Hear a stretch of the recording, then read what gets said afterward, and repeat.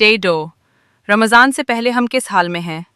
गुनाह, गफलत और नमाज की कमी, एक तल्ख हकीकत।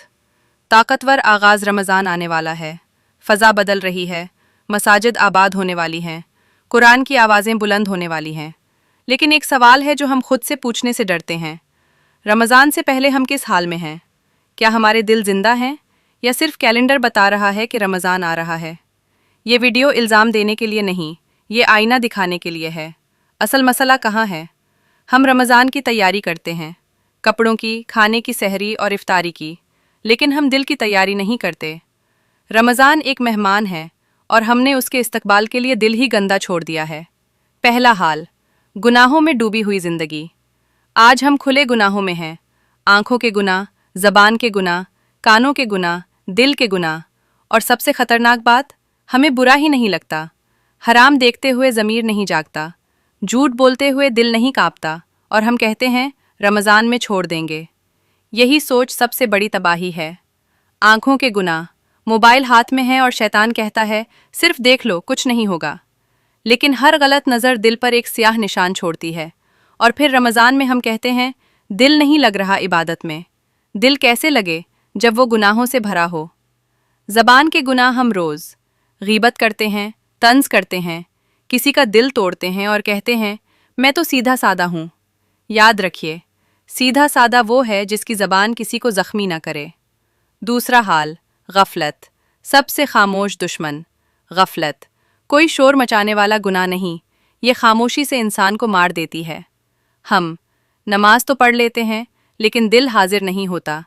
दुआ मांगते हैं मगर तवज्जो नहीं होती। यही गफलत है।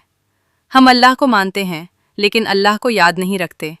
वक्त कहाँ जा रहा है? दिन, स्क्रोलिंग, फजूल बातें दी दुनिया की, दौड़, रात, थकन, नींद, इबादत, कल पर छोड़ देना और कल कभी नहीं आता। तीसरा हाल, नमाज की कमी।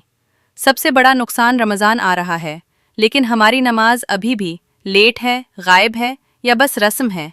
ख़ास तौर पर फजर।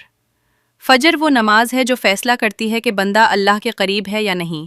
हम कहते हैं नींद बहुत आती है, लेकिन मोबाइल पर नींद नहीं आती।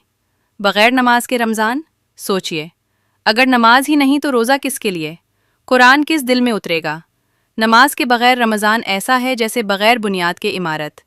एक तल्ख़ सच हम चाहते हैं, अल्लाह माफ़ कर दे, ज़िंदगी बदल जाए, दिल साफ़ हो जाए, लेकिन हम पहला कदम नहीं उठाते।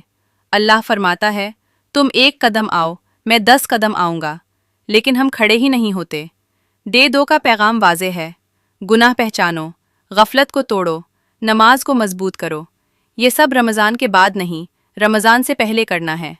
अभी जहाँ हैं वहीं दिल से कहें, ए अल्लाह, मैं गाफिल था, मैं गुनाहगार था, लेकिन मैं वापस आना चाहता हूँ। ये अल्फाज नहीं, ये वापसी है। अगर आज हमने अपनी हालत को पहचान लिया तो समझ लीजिए रमज़ान ने हमें पहले ही दिन पा लिया। कल डे 3 में बात होगी, रमज़ान की सबसे बड़ी गलती। रमज़ान में देख लेंगे। ये टेस्ट मत छोड़िएगा, क्योंकि यही जुमला सबसे ज़्यादा रमज़ान बर्बाद करता है। अल्लाह हमें इस रमज़ान से पहले संभलने की तौफीक दे।